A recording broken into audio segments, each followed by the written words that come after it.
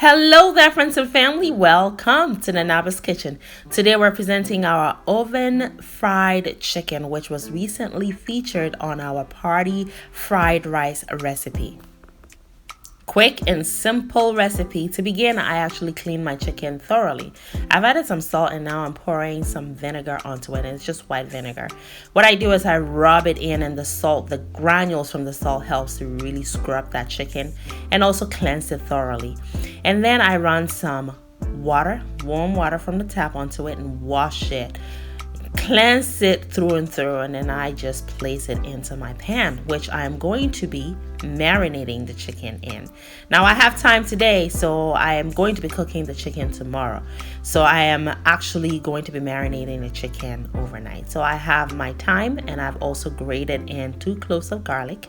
Now I'm grating in some ginger. The ingredients are all listed in the description box as usual, so be sure to check it out. And then I also grate in some onion. And friends, I choose to grate instead of blend to avoid diluting these flavors. Next are my dry spices. I have ground black pepper, parsley flakes, aniseed, and I also have some white pepper and salt. So pour that on.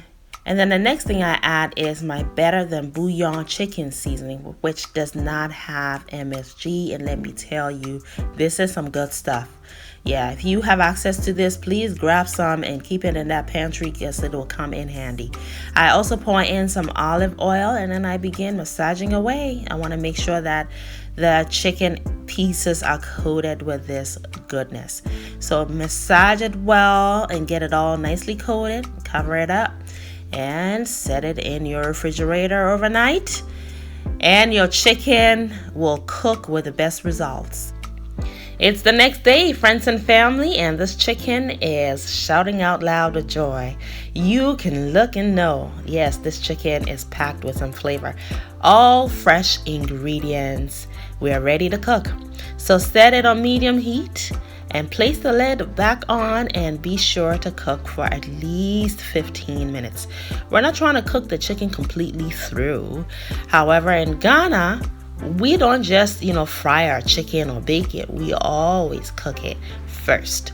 All right. And that's just something we do to ensure that the chicken is completely cooked through, because we all know chicken that's not cooked properly can cause illness. So there we have it. 15 minutes later, we have developed some broth, which we're going to use to baste the chicken, and we're ready to oven fry. So in my baking pan, I'm just smearing in some butter, and the chicken is going to be placed on top of it. So there we have it. We're going to bake the chicken. Actually, we're going to broil it. So we're going to use the broil option. So that's 500 degrees Fahrenheit, and that's the highest heat level in my oven.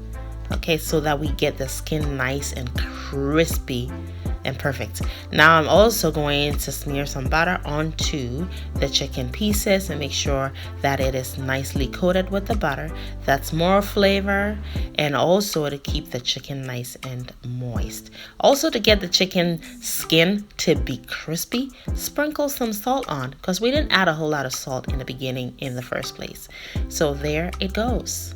And by now, friends and family, you should be preheating your oven at its highest temperature. So set it on that middle rack and let it cook on high or at 500 degrees Fahrenheit, or the broil option.